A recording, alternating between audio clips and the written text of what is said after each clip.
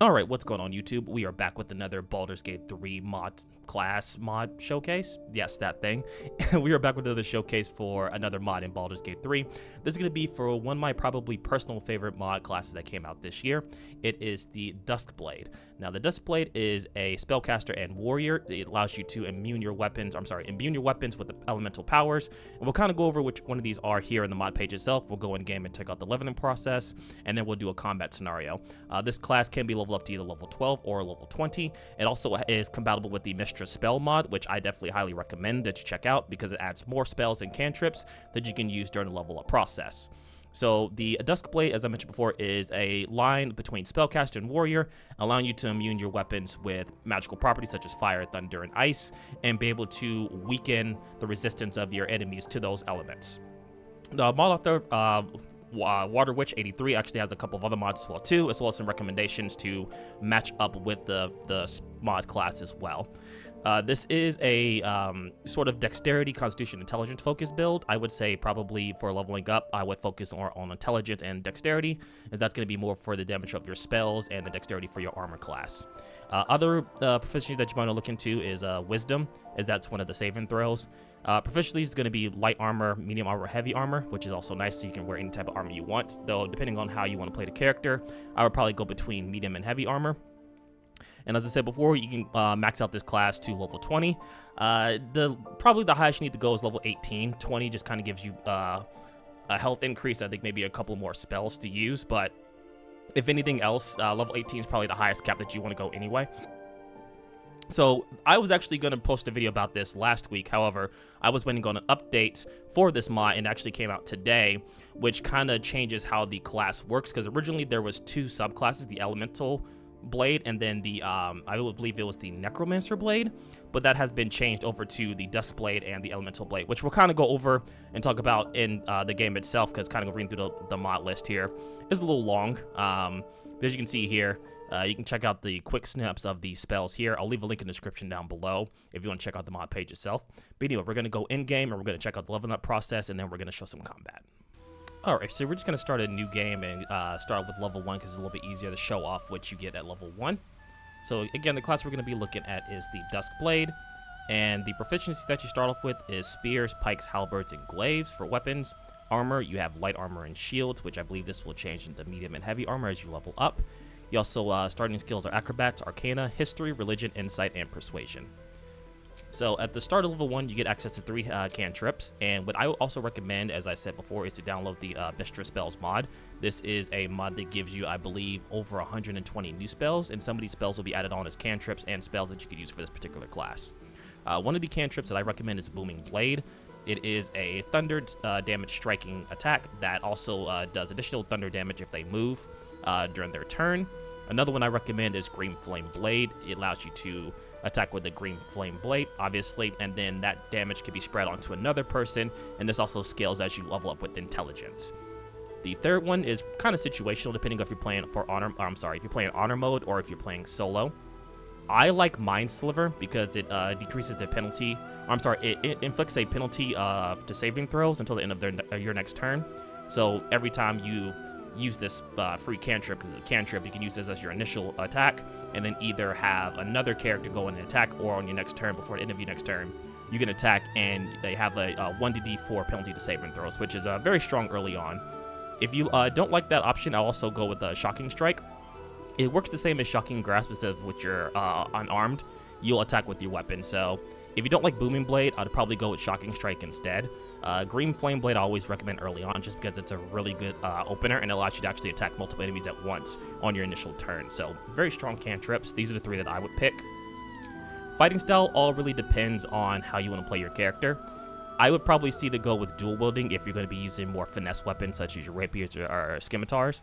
Protection's also pretty good. It just gives you additional disadvantage against the attacker. Defense is good as it's a +1 to armor class while wearing armor, and a great fight weapon if you want pure damage. So I would say between dueling and great weapon fighting would really, really good. I mainly stick to dueling because I see this as sort of like a one-handed character. You can do dual blades, but I feel dual blades, because it uses the attack and a bonus action, you kind of miss out on being able to use certain bonus actions unless you split this into like thief class or whatnot. So After that, we have two subclasses. We have the Elemental Blade and the Duskblade. We're going to be showcasing the Elemental Blade today. We may do a video following up with the Duskblade, as this has actually been updated when I previously made the video.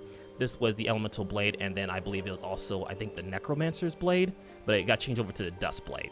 So the Elemental Blade, you start off with 6 spells, and we'll kind of go over the spells here in a second. The 2 actions that you get, the first action is Blade of Blood. This allows you to do additional 2d8, it does 2d8 slashing damage, and then increases an additional 2 to 16. It uses 1 spell slot, but if you read down below, if you do miss the attack, it doesn't expend a spell slot, so you're not wasting resources if you miss the attack. The second option is one you're going to be casting, I would say, every time you have a favorite weapon. It's Melee Caster. Bind your weapon allows you to, bind your weapon to you and allows you to use your intelligence modifier for your attack bonus. Since intelligence is going to be our main stat here, this really opens up to use certain weapons and always use your intelligence as your attack modifier, so you're always doing the maximum amount of damage possible. The 2 spells you'll start off with is Energy Surge, and Energy Surge allows you to immune your weapon with a elemental damage type. This could be between fire, acid, electric, thunder, so on and so forth, and you do an additional 2d8 of that elemental type. I believe this also scales with your level in intelligence, so you'll be doing additional attack damage as you level up. And the second spell you're going to get is 2 Arms. This allows you to emit a battle cry that raises your allies up from their prone position. This is definitely worth it to save allies that are a little bit weaker and have been prone to prevent them from getting crit hit. So you start off with 6 spells. A lot of these spells are actually pretty good starting out, but you can switch and choose between any of the spells here. Some of the ones that I recommend if you're playing solo is a Long Strider, because it just gives you that increased movement speed. Burning Hands is pretty good, or I would go with Frost Fingers, depending on how you want to play the character, if you want to be more fire-based, ice-based, so on and so forth. Shield is a good early reaction spell. Increases your armor class by 5 and takes no damage from Magic Missile. Very, very strong early on. Magic Missile, if you need a good range type, I would go with either Magic Missile, or if you want a little bit more variety, you can go with Chaos Bolt. Chaos Bolt allows you to do thunder damage as well as 1 random effect damage and deal 2d14 force damage. Really strong early on, as that random damage could, be very, very powerful, and you get both thunder and force damage. So if you don't like Magic Missile, you can go with something like a Chaos Bolt. Thunder Wave is pretty strong early on, and Chromatic Orb is also really good. I would say if you're not going to go with Chaos Bolt, go with Chromatic Orb, because it allows you to actually deal with a different damage type, and you'll still be able to deal elemental damage to the enemy. Some other options that I would pick, False Life is okay. Ice Knife is also really strong. Gift of Ultrosity is actually really strong early on, so if you don't pick Long Strider, I would say go with Gift of Ultrosity. Or Ultricity, I think is how you pronounce it. This allows you to give yourself a +2 to initiative, or an ally to +2 initiative, and it lasts for until the next long rest. So if you were going to be your main damage dealer, or if you're going to have like a warrior be the main damage dealer, cast this on them, and it increases their chance to go first in battle. So very, very strong starting spells here.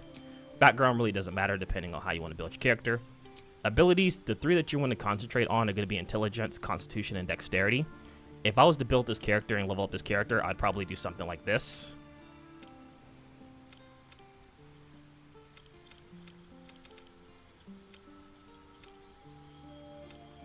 Just kind of balance out everything. I'll have 16 in Intelligence and Dexterity, and then Constitution. You can switch this out if you feel like you're gonna get hit a little bit more, or you want a little bit more higher health. But this is probably how I would start the class. I know we have 1 more skill point there. You can just kind of throw that into Constitution just to get a little bit more buffed up stats. So this is probably what I would do for this character starting out. Skill proficiencies, it's really your choice in terms of how you want to play the character. These speech-based ones are really good to start off with. So if you want to start with a little bit more speech. Arcana is pretty good if it kind of fixes the character, because you are going to be like a spell sword of sorts. Or you can go with History and Investigation. Again, this is more of like role-playing, so it doesn't really pertain to the actual character build itself. So, but this is how you'll start out with level 1. I think that it's really strong stuff starting at level 1, especially the cantrips. Shocking Strike, Green Flame Blade, and Sliver are very, very strong to start off with, and can really carry you a long way, at least in like honor mode. Very strong starting out. So we're going to go into my leveled up character, and we're going to go through the level up process, and then I'll show some gameplay afterwards. Alright, so at level 2 we get a health increase per usual, and then we gain 2 additional spells. A lot of these spells are the same ones that you saw when you got level 1, so anything that you didn't pick up the first time, you can definitely pick up here. My recommendations is if you need more range, Chaos Bolt's actually really strong. If you haven't picked up Magic Missile, there's Jim's Magic Missile, which does more force damage, but also has a chance to kick back and hit you if you roll a crit fail. Witch Bolt's pretty strong. Earth Tremor is probably one of my favorites. It's a pretty decent spell that has the possibility to knock your target prone. So these two I'd probably go with starting at level 2. You can also go with Absorb Elements if you feel like you're taking more elemental damage. But a lot of these level 1s are pretty strong, so pick what your favorite is. You haven't selected Gift of Atrocity, I'd probably recommend that. Again, early on. You can always respec, and if you really don't need this, you can take it out of your spell slot. But for early game, definitely something that I would recommend, as it gives you +2 to initiative rolls. Alright, at level 3 we get an additional spell with a health increase. The spell here is Elemental Infused Weapon. And being a weapon with elemental power and deal an additional 1d6 damage of your choice. So we'll go over that once we get past the level up screen. And you also get 2 additional spells. Here you start with your level 2 spells. Pretty good options here. Some that I might recommend is Dragon's Breath, which gives you the ability to spit fire. It is a concentration spell, but it is a dex save, which your dex at 16, so you'll probably hit with this pretty often. Other useful ones are, I would say, probably Hold Person early on is really good, is a good holding spell to make sure that your Elemental Blade hits deal more criticals, or also deal criticals. Misty Step, if you don't have any equipment that gives Misty Step, is also really strong. Mirror Image is pretty good as well, too. It just depends on how you want to play the class, if you're looking to do either more damage or if you're looking to be a little more versatile. A lot of strong options here. Shatter is also a really good choice. Shadow Blade is really good. It just kind of depends on how you want to play the character. I would say Hold Person. Shadow Blade is okay if you want to have, like, psychic damage. I don't know if this actually works with the elemental damage as well. It's something we could definitely test. Because I haven't really used Shadow Blade, because I find other abilities a little bit more useful, but we'll probably do this in the actual fight itself to kind of test out and see how it works. But a lot of options here that you can pick from. There are a lot of concentration spells, so be wary of that. Alright, at level 4, we have another health increase, so we get an additional cantrip. Just pick what you haven't picked before. My recommendation, if you didn't pick up Mind Sliver, Mind Sliver is a really good one for initiating. Basically what it does, it gives the target a negative 1d4 penalty to saving throws until the end of your next turn. So that means if you're first to initiate, you can pop this on, and then the rest of your allies can target that creature, and they'll fail those saving throws a little bit more often. So this is really good if you're trying to hold a creature, or if you want to do certain damage or inflict status elements. Pretty strong. I would definitely recommend that over some of the other cantrips that you get. Again, you get 2 more additional spells, so if you didn't pick something early on and you wanted it, now it's time to do so. Mind Spike is really good. You can evade the mind of the target and prevent them from turning invisible, so that's actually really good, especially later on in the game, where a lot of targets are trying to go invisible. If you don't have something that can do invisible sight, you can target someone and try and hit them with that. Mental Barrier is also pretty good if you find yourself failing intelligent, wisdom, or charisma saving throws, which you probably shouldn't, probably more so charisma. You might fail a couple more, as your charisma stat may be a little bit lower depending on how you level up. I would say Pass Without Trace is decent. Phantasmal Force is pretty good. Borrowed Knowledge, if you find yourself like struggling with certain proficiency, especially if you're playing on solo mode, you can get that, and you gain proficiency of 1 skill, so pretty strong there. But pick what your character does. If you're struggling with like some of the role-playing elements, maybe some of the role-playing abilities are more your type. If you find yourself using more elemental weapons and you want like fire element, Flame Blade's also really good. I'd probably go with Blur. Blur's pretty good as well too. So pick what you like. Just kind of what plays in your play style. You also get our first feat. Now I'm actually going to be doing something here, as there is an item that I have that increases my to level 19 automatically. So that's something that you'll find towards the end of the game, and I'll show off the equipment at the end of the level up process. But because I know I'm going to have that, I'll probably do ability improvement first. Bump this up to 17 to bump it up to 20. And then I'd probably put another way into dexterity. And I know these are odd numbers, but we'll fix that a little bit later. If you are struggling with initiation, alert's also really good to go with. You can also go with either either Warcaster or Savage Attacker. Those are also really strong too. Depending on how your character's playing, if you do more concentration spells, Warcaster's really strong. More physical attack, Savage Attacker is really good. Or if you want to buff up your abilities, either you use like the Hag's Hair, or if you have items that increase your intelligence, you can bump one up early and then bump it on weapons dexterity. Alright, at level 5, we get another health increase. We actually get 2 class features. We get the Meta Magic Quicken Spell, so we can start using sorcery points, and we get an extra attack at level 5. I'm actually glad that this was changed, because previously in the video that I made prior to this one, extra attack was set at level 15, so that was a very long time to wait for extra attack, so I am glad to see that this change has been made.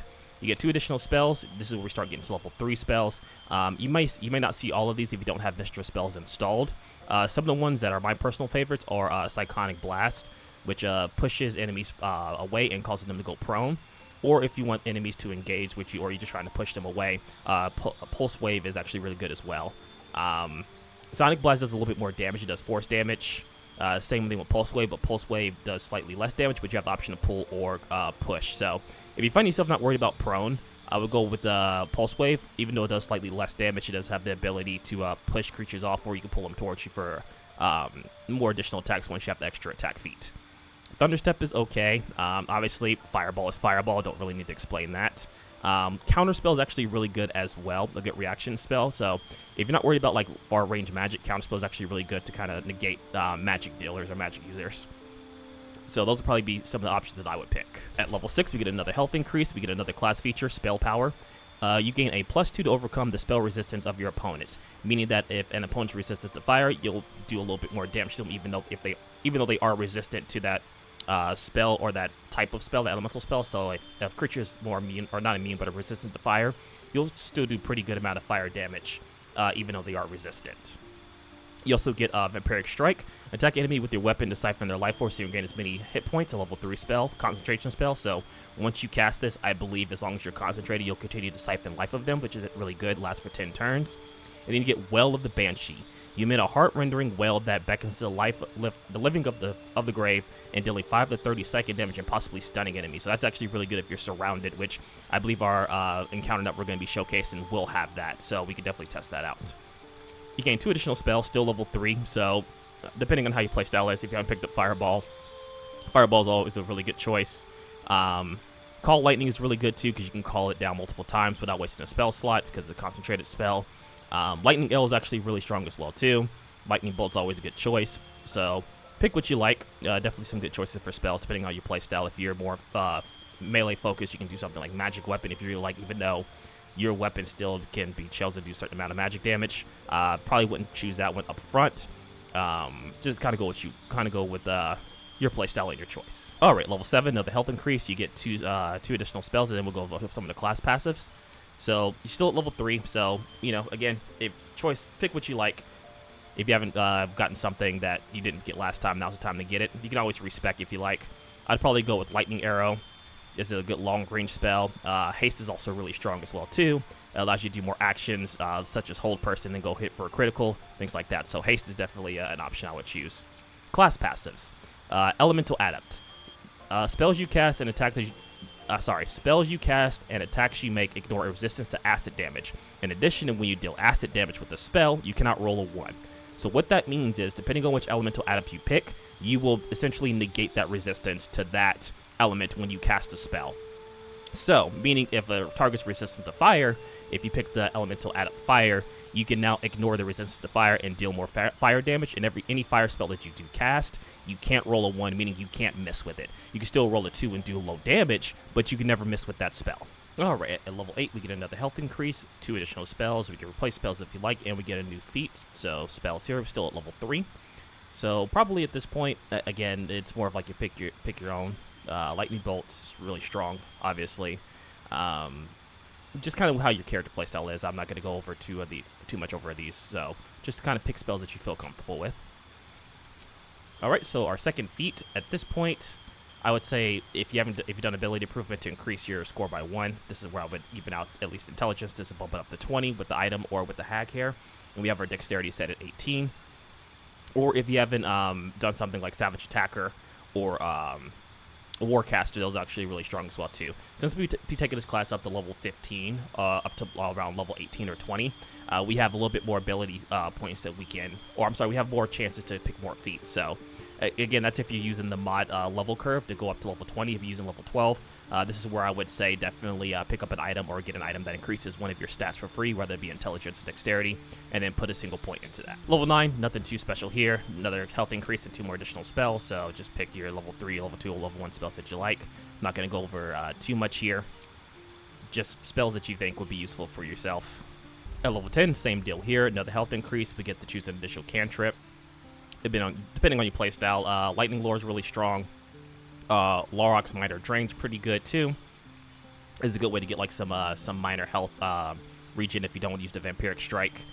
Toll of the Dead's really strong too, especially if enemies are below their half hit points. It does the potential that does do a little bit more necrotic damage, which is actually really strong. And I mean, while there are some creatures that resist it, there are also some that are very weak towards it, are just neutral damage to it, I guess, if that's the correct term. 2 more additional spells, still sitting at level 3, so again, kind of pick and choose your favorite.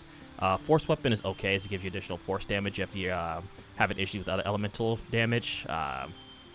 Fear is also pretty strong. Again, just stuff that you feel like would be useful. At level 11, another health increase, we get our second class feature. You gain a +3 to overcome spell resistance of your opponents. Again, as I mentioned before, these allow you to chip away at the resistance of other elements. This character already tears away at fire completely, so you can tear away at, such as lightning resistance, necrotic resistance, holy resistance. I know it's not holy, but radiant resistance, things like that. 2 more additional spell points. We're still stuck at level 3, so Minute Meteors is pretty good. Conjure 6 flaming meteors that can be thrown at enemies to explode for 2 meters radius, dealing 2 to 5 damage. That's pretty interesting. Intellect Fortress is really good, so you can get grant yourself our target resistance to psychic damage as well as advantage. So it's really good against like the Gith, because they deal like a lot of psychic damage if you go that route. Entice Greed's okay. You can charm a bunch of creatures near you to come towards you, so it's pretty decent. But again, another concentration spell. I think that's one of the weaknesses of this class, is that some of the good abilities definitely do rely on concentration, so just be aware of that. Here we also get a second class passive, which gives us another elemental adept. Depending on who you have trouble with, I would say probably lightning's good, thunder's good, cold is also really good. I don't really see a lot of creatures that are resistant to acid, so I'd probably say like cold or probably thunder. I'm going to go with cold here. And here at level 12, if you are just not playing with the level curve mod, this is where like the last level up slot's going to be. And we get our last feat if you're going at level 12. 2 more additional spells where we're capped out at level 3 spells. So here I would do something maybe Shatter if you haven't picked that up already. I would say probably Fear is really good if you want to give more disadvantages. Erupting Earth is also really strong too. Churn Earth Burst from the ground, slowing creatures. So if you want to slow down creatures, that's actually really strong. Catnap is a very interesting utility spell. What it basically allows you to do is to put allies to sleep, and then they'll get the bonus of a short rest, and then all their first, second, and third level spell slots are restored. So if you want to sacrifice like a level 3 slot to basically get like some other character's spell slots back, you can do that. I don't know if you can put it on yourself. I haven't actually tried it on myself, but pretty good if you're running out of like short rest and you have some level 3 spots for this character. You can pretty much like have your mages restock on their spells or your druids and whatnot. Last feat here, we're going to go with Ability Improvement. And since I know this is already at level 20, I'm going to go ahead and bump up my Dexterity to 20 so that both my Dexterity and Intelligence are already set at 20. And like I mentioned before, we're going to be going past level 12 because we have the level curve unlock mod. So 11, just a health increase and 2 additional spells. This is where we start getting access to level 4 spells. Some good level 4 spells here. Gonna butcher this. Rayloop's Psychic Lance. It does physical damage, and it also has a chance to incapacitate. I'd also say Wall of Fire is really strong. Web of Fire is pretty good too. I would say probably I would choose Web of Fire because it's not another concentration spell. You also have the option to Mesmer's Lullaby. Play a song to hypnotize enemies that start their turn next to you. So if you're really close to you trying to put to sleep an enemy, that's actually pretty good. Dream, lash out on the target's mind and place them in a magical slumber is actually really good. This one lasts for 10 turns. This lasts for 4. But this also does psychic damage as well. Dominate Beast is pretty good. If you're fighting against like beast creatures, obviously, and you want to try and get them on your side. Fire Shield is pretty good. It gives you a resistant to either cold or fire damage, and you can retaliate that damage against melee attackers. Lasts for 10 turns. Gravity Sinkhole is pretty much a black hole to draw enemies near close by, so if you want to set up some combo attacks, that's actually really strong.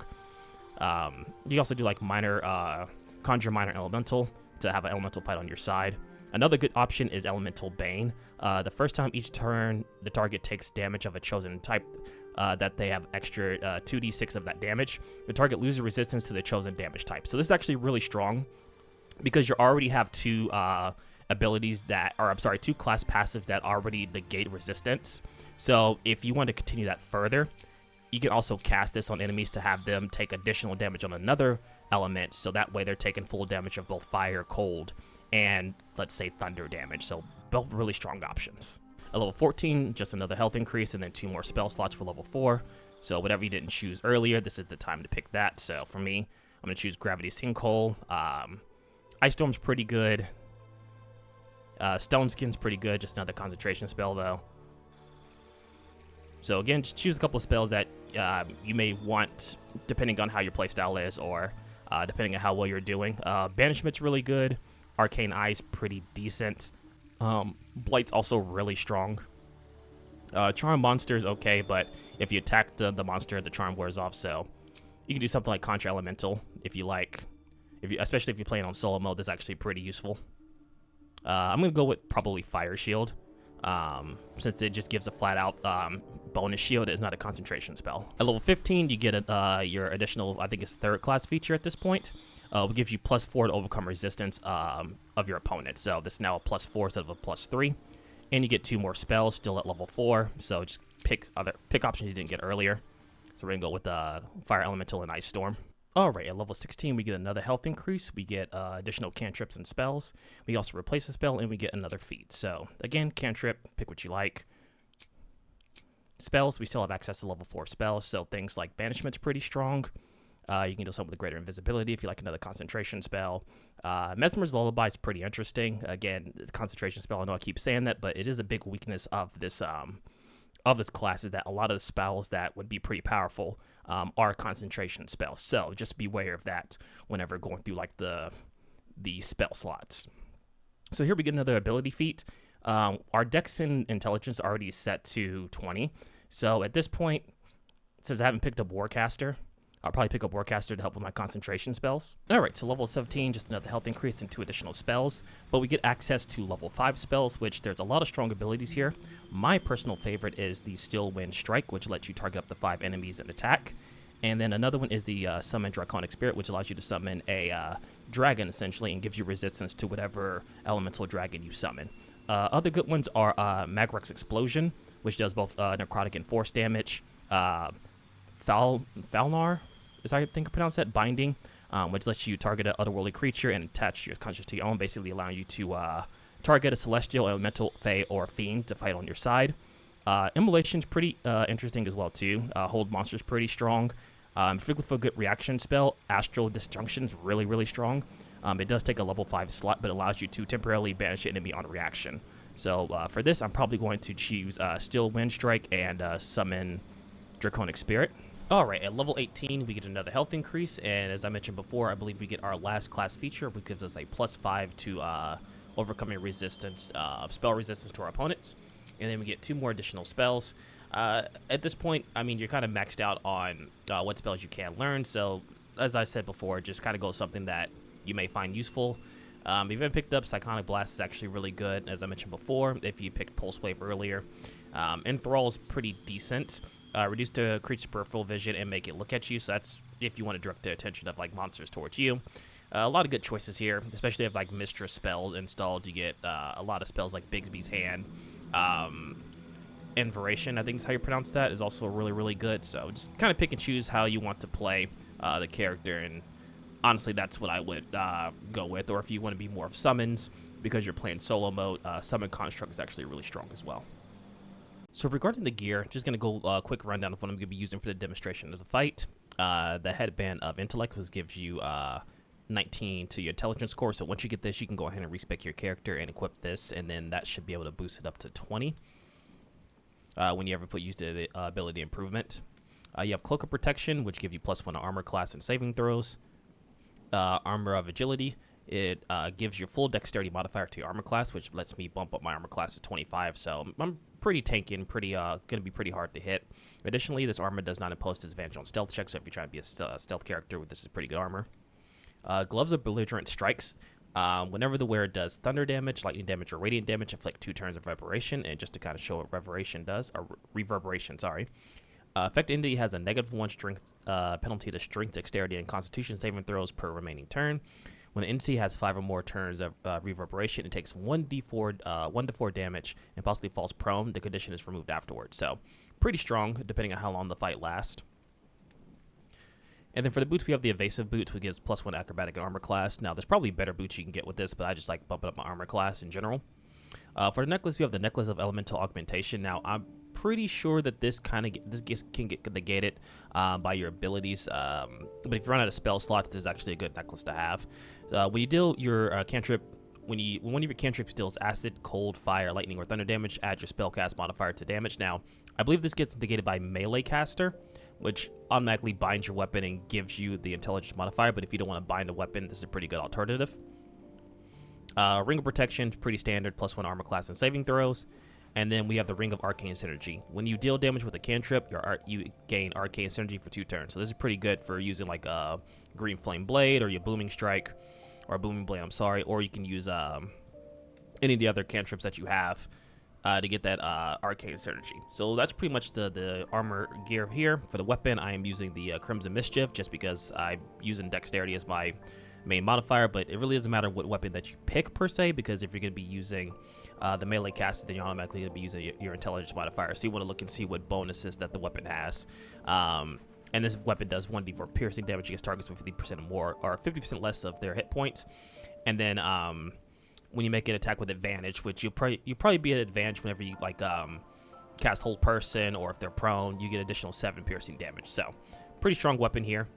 And then for the bow, I'm using the Deadshot, which I'm probably going to be using this bow a lot just because I'm more of a melee fighter, but just to have a ranged option, this is probably one of the better ones. You can also get the bow that I believe allows you to have haste if you like, just so you can like free up the spell slot for haste, so you don't have to use that for a level 3 spell slot. So pretty standard armor, more or less. So we're going to go ahead and go to the combat demonstration. I may just do it solo, or I may have the party here, just depending on how it goes, but hopefully you guys enjoy. And if I don't see you at the end of the video, or if I forget to make an outro, because I've done that sometimes, I will catch you on the next one. Hopefully you guys enjoy, and I'll see you then. What are we supposed to be doing? Wizard told us to watch for troublemakers. But we are troublemakers.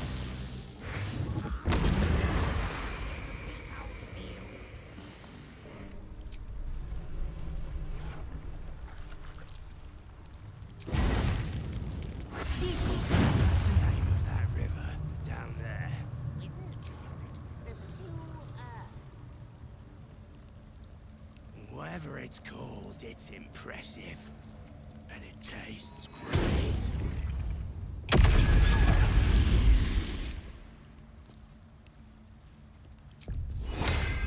Kitty! Nah, don't.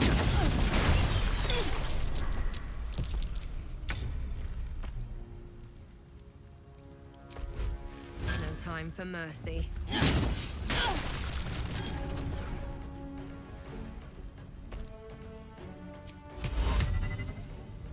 I'd love you done.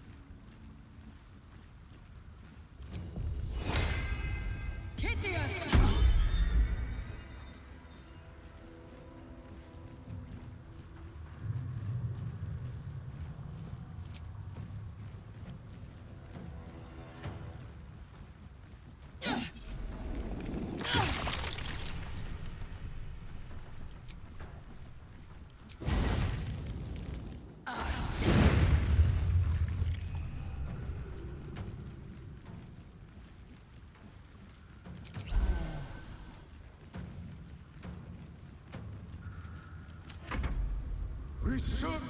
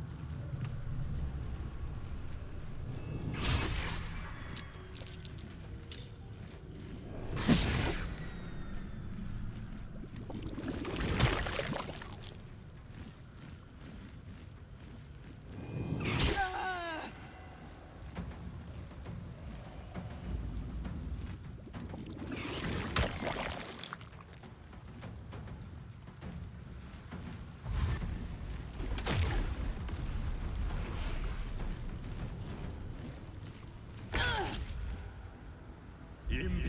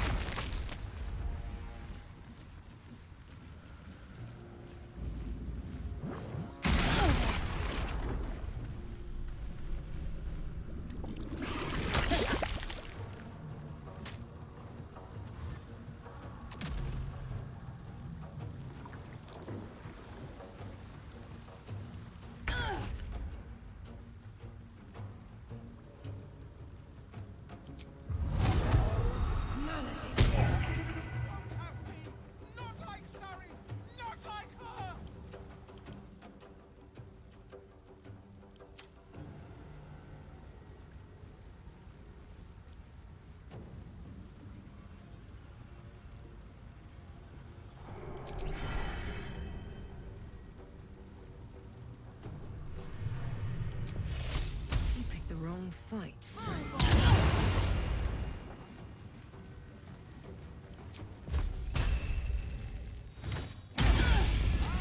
The absolute order!